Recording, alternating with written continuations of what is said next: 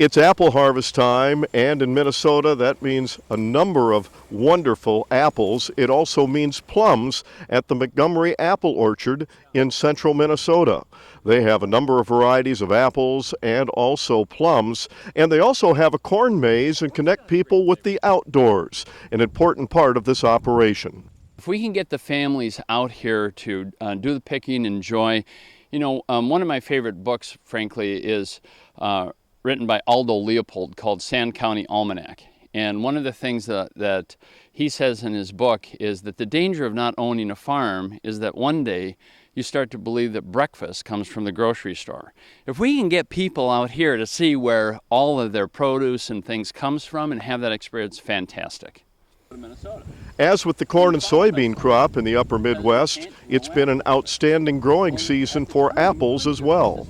This year we had a normal spring. We had great pollination. It's interesting with pollination, you really only get at most 10 days for the bees to do their work on the apple trees. And a couple of years ago, of those 10 days, 7.5 of them were rainy and wet, and bees don't come out in that. This year they had 10 beautiful days to do their work, so the trees are populated with apples very, very heavily. It takes people to run an apple orchard and people to pick. In this operation, they have 7 working most of the time, and all of the apples are picked by hand. Minnesota has spectacular apples due to the great work at the University of Minnesota.